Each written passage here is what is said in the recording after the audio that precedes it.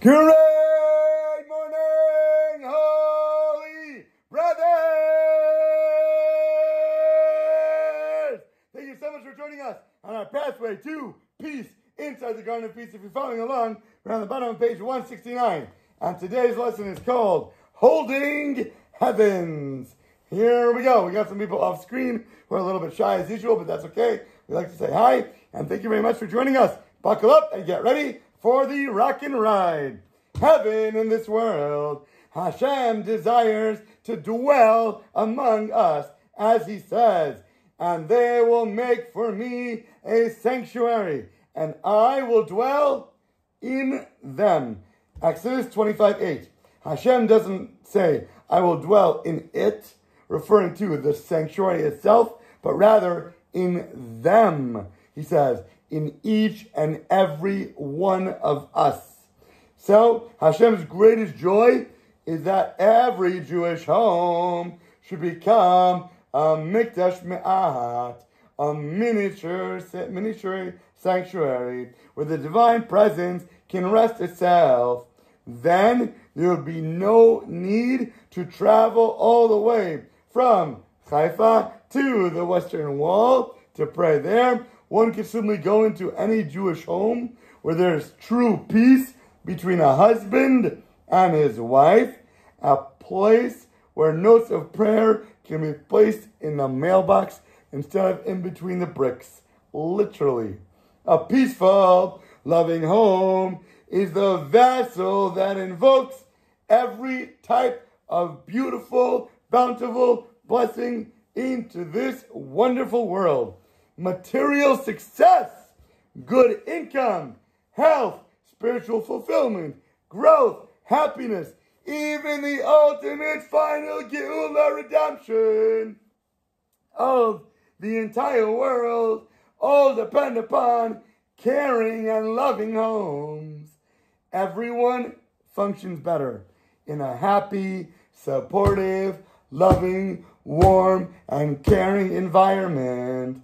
Such a place produces extremely emotionally holy, happy, healthy, productive people who are the most efficient and creative and productive members of society.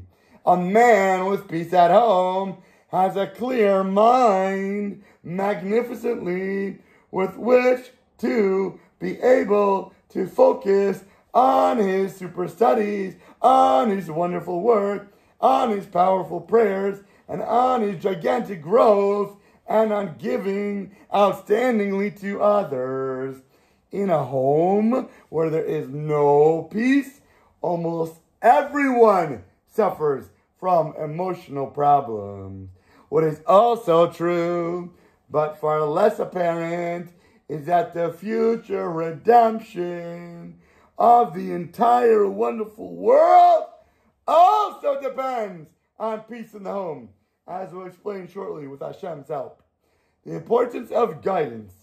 For many years of working with domestic peace problems, the Rav and I have both found common denominators in virtually every single case. The couple never received proper pre-marital coaching. Couples with problems are normal in every single way. They have no intention most of the time to outrightly hurt somebody or upset another person.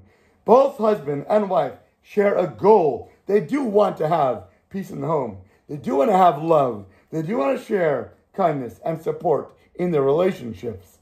But what's missing is the practicality of the know-how of how to actually achieve it. No one ever taught them. And it may never have occurred to them that there was something actually to learn in the first place. Once people are open to learning about the difference between the sexes of a man and a woman, they're actually different people. They have different roles. They're not the same. Don't think that your wife is your buddy who wants to sit down and crack open a beer and talk about the game.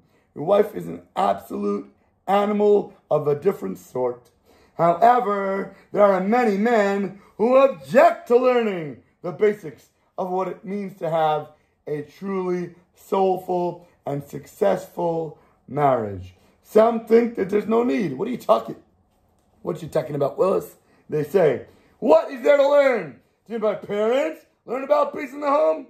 Am I so simple-minded that somebody needs to explain to me how to live with a wife? What are you talking about? Just like everybody else gets married, learns how to marriage, I'll do it myself. What are you bothering me for? What are you touching me? In the case of living together with a roommate, where one man might live with another guy, such an argument would be absolutely justified.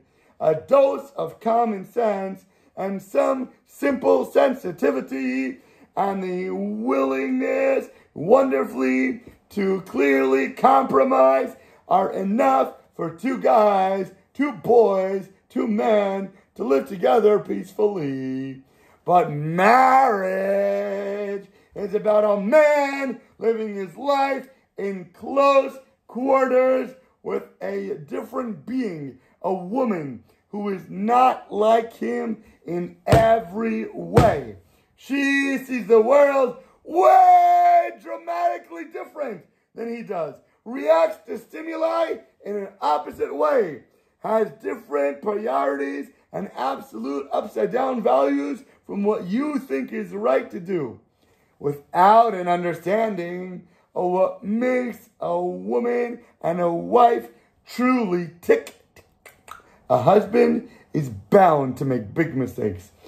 And without even understanding what the heck he's doing wrong in the first place.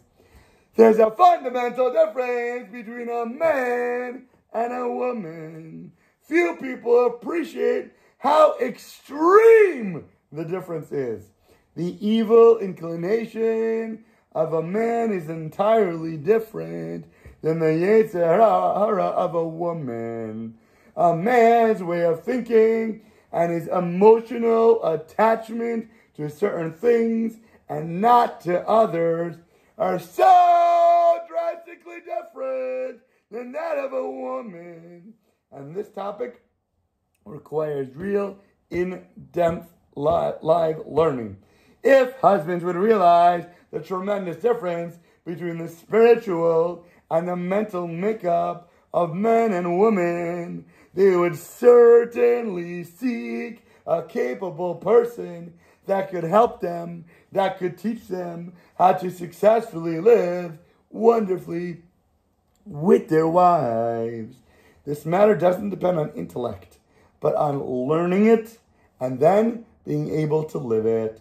Just as a person would not expect to understand magnanimous medicine without having studied for many, many years in medical school, so too a man cannot expect to understand his wife, to live with her successfully, or to treat her properly without having studied this issue at length and in depth. Besides the differences between men and women, marriage also brings with it a whole package of new mitzvahs and commandments for a husband to fulfill. And each of these require much study, just like all the other mitzvahs in the Torah. For example, everybody knows that in order to put on tefillin properly, the boxes of the arms, the boxes in the head, a person needs instructions how to put them on, when to put them on, what to do in all different situations, and so on. Exactly the tilt of it, where it has to be placed, what goes inside it, how it has to look, what kind of colors, everything has to be learned. Even if a person were to buy the most beautiful boxes and kosher tefillin in the entire world, if he puts them on his forehead where no hair grows, or too far back, or to the side, or many people mistakenly do, he will not have once fulfilled the mitzvah at all of wearing tefillin in the first place. The mitzvah of tefillin is one of the simplest ones to fulfill, far easier than many other mitzvahs involved in marriage. Yet, it requires extensive study to fulfill it properly. Oh, the more so al achas kama v'kama kal v'flippin chomer. Does a successful marriage require so much extreme effort and long learning and actually living and real guided guidance and much proper prayer and divine assistance from the one above. Remember, there's so much here at stake, but not only what's going to happen if you don't do it right, but just to do it right, a person needs to understand all the intricacies, back and forth, how it works, what to do, how a man has to act, what kind of response are you allowed to have to a woman. And even after you go through all the details, and you listen to the shiurim, and all the lovely lectures, and I heard it and read the book over and over again, that's just to get the understanding. There's so much we need to require to learn, and even once we do learn it, it requires so much continued effort over and over again, and prayer to make sure that what we learn becomes life, that we don't fall, that we don't falter, that we don't mess up magnificently. We have to understand we are put through tests and trials every single day. And we have to remember to stay on the way, because it's going to be hard and there's going to be challenges. But remember to keep going back to it, keep refortifying our castles and our beautiful buildings so they don't crumble, they don't fall, and that our foundations are firm. And with that, have an audaciously amazing rest of your day. Da-da-da-da.